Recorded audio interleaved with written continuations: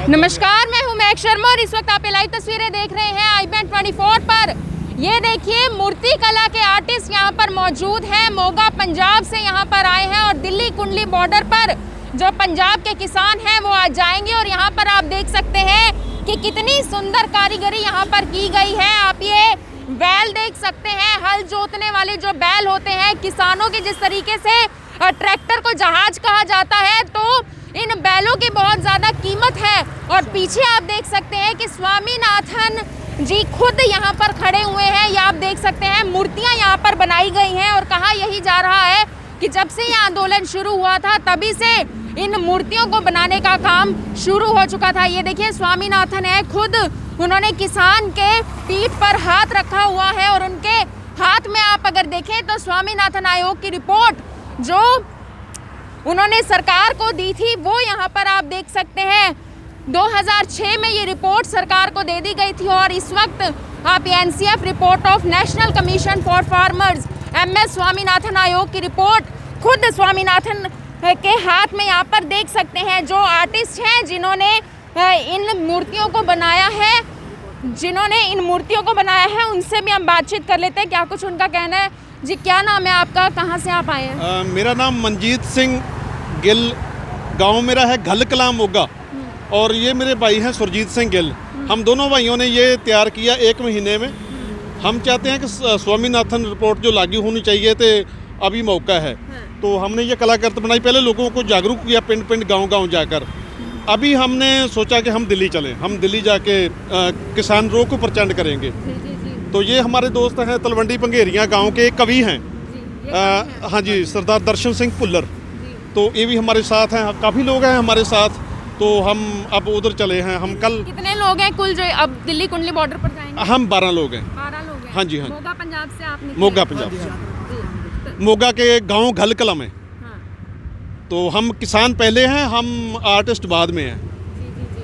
तो आपके मुताबिक अब ये स्वामीनाथन यात्रा है जो आप यहाँ पर निकालते हुए जा रहे हैं? हमने तो ये जो किसान मजदूर संघर्ष चल रहा है ना, उसमें हमने ये एक आर्टिस्ट होते हुए हमने ये अपना फर्ज निभाया है कि हम अपनी कला की तरफ से हम कैसे इस किसान आंदोलन में अब जो है भाग लें।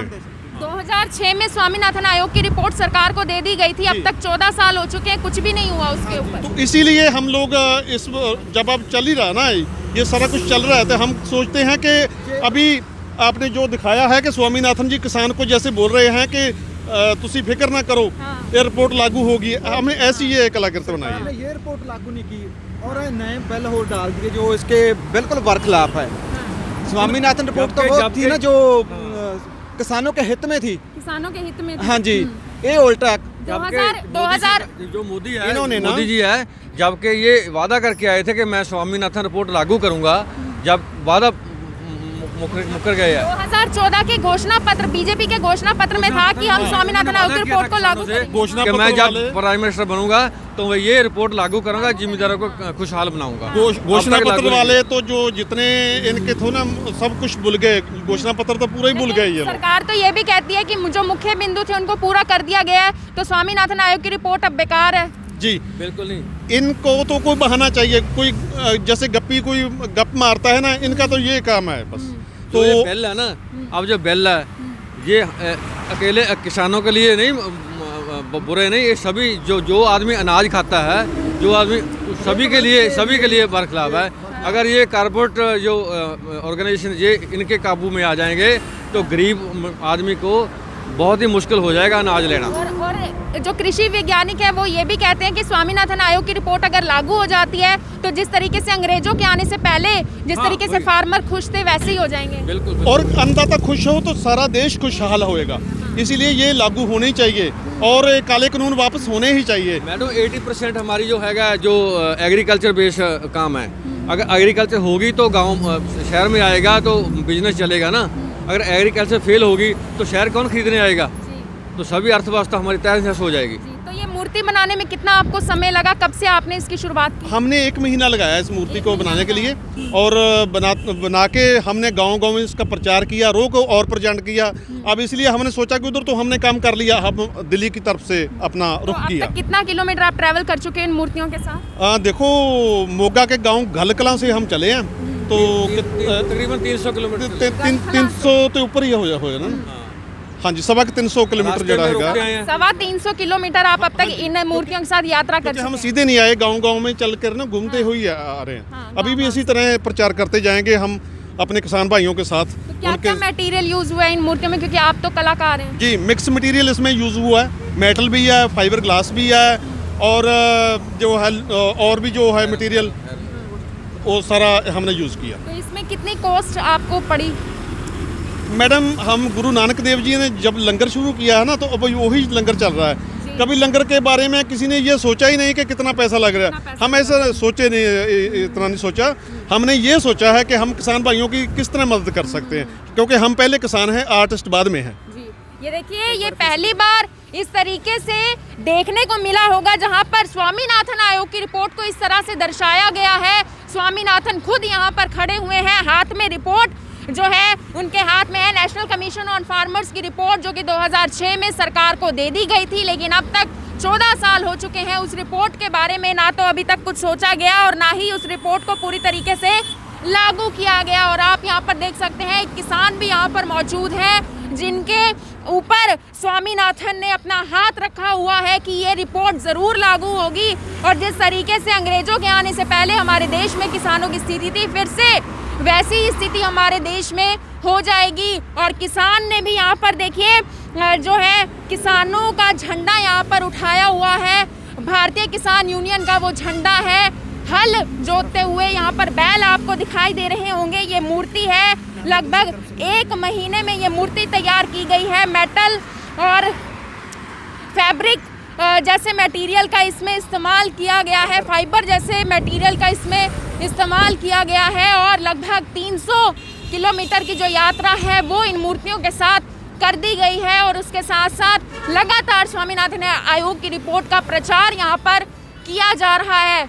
ये आप लाइव तस्वीरें देख रहे हैं, दिल्ली चंडीगढ़ नेशनल हाईवे की करनाल के पास की ये तस्वीरें हैं, जहाँ पर ये कुछ लोग, लगभग 12 लोग हैं जो यहाँ पर इन मूर्तियों के साथ यात्रा करते हुए आज दिल्ली कुंडली बॉर्डर पर जाएंगे और इसी तरीके से स्वामीनाथन आयोग की रिपोर्ट का प्रचार करेंगे कि सरकार को न केवल ये कानून वापस लेने चाहिए, बल्कि उसके साथ साथ स्वामीनाथन आयोग की रिपोर्ट भी वापस करनी चाहिए। कवि भी हैं इस वक्त हमारे साथ, लिखते भी हैं, उनसे भी कुछ सुनना चाहेंगे कि उनकी क्या राय है इन कानूनों को लेकर। जी सर। मैंने अभी अभी एक पोएम लिखी है, आपको सुनाता हूँ, जो दिल्ली को बोले हम, पंजाबी में बोलूँगा। ਧੱਕੇ नहीं सहारे, ਧੱਕੇ बड़े सहारे ਹੁਣ ना होर सहारांगे, ਜਿੱਤ ਕੇ ਮੁੜਾਂਗੇ ਦਿੱਲੀਏ ਤੇਥੋਂ ਹੁਣ ਨਾ ਹਾਰਾਂਗੇ। ਧਰਤੀ ਮਾਂ ਦੇ ਪੁੱਤ ਹਾਂ, ਕਣਕਾਂ ਬੀਜ ਕੇ ਆਏ ਹਾਂ, ਮਾਂ ਦਾ ਸਾਡੇ ਸਿਰ ਕਰਜ਼ਾ ਹੱਕ ਲੈ ਕੇ ਤਾਰਾਂਗੇ। ਧੱਕੇ ਬੜੇ ਸਹਾਰੇ ਹੁਣ ਨਾ ਹੋਰ ਸਹਾਰਾਂਗੇ, ਜਿੱਤ ਕੇ ਮੁੜਾਂਗੇ ਦਿੱਲੀਏ ਤੇਥੋਂ ਹੁਣ ਨਾ ਹਾਰਾਂਗੇ।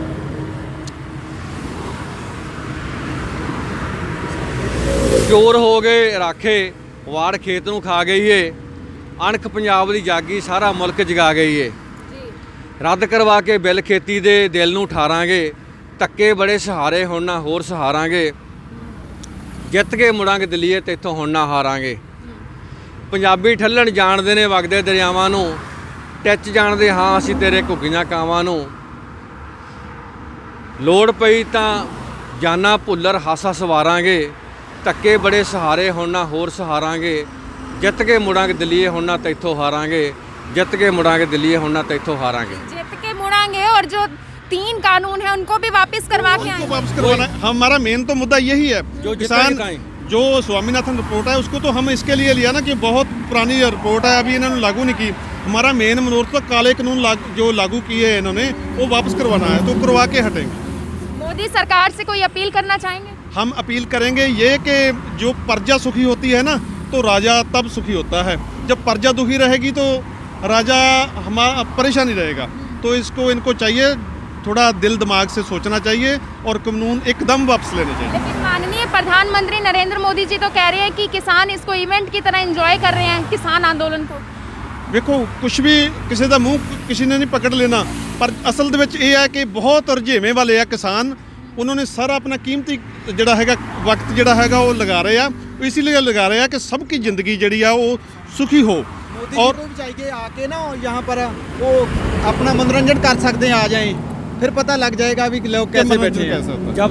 जब तक दुखी किसान रहेगा धरती पर तूफान रहेगा। 40 से 45 जो किसान हैं उनकी जिस तरीके से डेथ हो चुकी है, कुछ ठंड के कारण, कुछ एक्सीडेंट के कारण। उनका बहुत हमें दुख है, हम उनको श्रद्धा की फुल भेंट करते हैं।